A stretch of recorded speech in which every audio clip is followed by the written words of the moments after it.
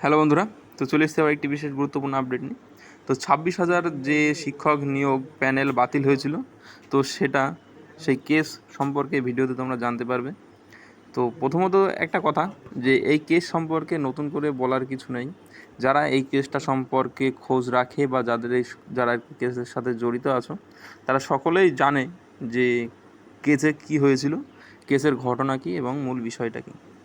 তো তার জন্য মূলত যে বিষয়টা জানার, যে এখন এই কেসে কোন অবস্থাতে আছে এবং যে পরবর্তীতে যে শুনানি 16 তারিখ সেদিন কী হতে চলেছে, এবং রাজ্য যে শিক্ষা বোর্ড অর্থাৎ মধ্যশিক্ষা পর্ষদ, তাদের ভূমিকা কী, তারা কি বলতে চাইছে এবং তারা কি করেছে, এসএসসি বা তারা কি জানাচ্ছে, তো সমস্ত কিছু এই ভিডিওতে তোমরা জানতে পারবে।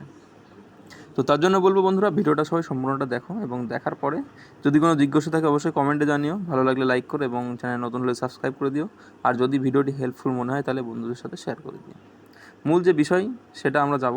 তো সেখানে কতজন আর কি প্যানেল থেকে বাদ পড়বে সেটা দেখে নেব। তো যে প্যানেল আর কি এটা দেওয়ার যে একটা লিস্ট পাবলিশ করেছে রাজ্য সরকার এবং আর কি অন্যান্য যে সাথে নিয়োগের সাথে জড়িত যে সমস্ত বোর্ডগুলি ছিল, এসএসসি এবং মধ্যশিক্ষা পর্ষদ, তারা সেটা হচ্ছে সুপ্রিম কোর্টের যে ডিওয়াই চন্দ্রচূড়, যে বর্তমান প্রধান বিচারপতি আছেন, তার নেতৃত্বে, তার নির্দেশে আর কি, যে যখন কোনো লিস্ট পাবলিশড হবে কোর্ট থেকে, তখন তারা যেন বলতে না পারে যে তারা জানতো না। তাই এটি একটি নিউজ পেপারে পাবলিশড হয়েছে। তো অ্যাসিস্ট্যান্ট টিচার 9 এবং 10 মিলে টোটাল যে ভ্যাকান্সি ছিল 11,610টা।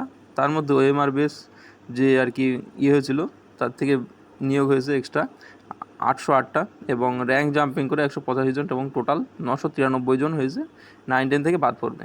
এবং অ্যাসিস্ট্যান্ট টিচার হচ্ছে 11-12 থেকে টোটাল ভ্যাকান্সি ছিল 5,596। ওএমআর ইস্যুতে বাদ যাবে 771 জন, র্যাঙ্ক জাম্পিংয়ে বাদ যাবে 39 জন, দিয়ে টোটাল 810 জন।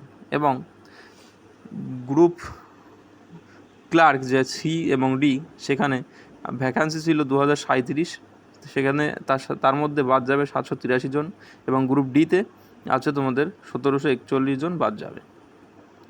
তো এই যে টোটাল ভ্যাকান্সি, তো এখান থেকে এইগুলো বাদ যাবে। এর পরবর্তীতে অন্যান্য যে সমস্ত ইস্যুগুলি আছে, যেমন আর কি এক্সপায়ার ভ্যালিডেশন ছিল একটা ব্যাপার, অর্থাৎ যে নোটিফিকেশান বেরিয়েছিল, নোটিফিকেশানের যে সময় ছিল সেটা পার হয়ে যাওয়ার পরেও বেশ কিছু রিক্রুটমেন্ট করেছিল এসএসসি বোর্ড। তো যে এক্সপায়ার ভ্যালিডেশনের জন্য অ্যাসিস্ট্যান্ট টিচার 9-10 থেকে বাদ যাবে 1,539 জন, এবং 11-12 থেকে বাদ যাবে 199 জন, গ্রুপ ডি থেকে বাদ যাবে 669 জন, এবং গ্রুপ সি থেকে বাদ যাবে 416 জন। টোটাল 7,150 জন কিন্তু এই 26,000 প্যানেল থেকে বাদ পড়বে, এবং সেটা কিন্তু কনফার্ম হয়ে গেছে। এবারে এই লিস্ট কিন্তু মধ্যশিক্ষা পর্ষদ এবং এসএসসি তারা কিন্তু সুপ্রিম কোর্টে পেশ করবে 16 তারিখ, এবং সেই দিন বোঝা যাবে যে কেস কোন দিকে যাবে এবং তাদের এই লিস্টে তারা কতটা আর কি সত্যতা যাচাই করে সমস্ত কিছু করেছে। তো বন্ধুরা, এটা ছিল মূল বিষয়।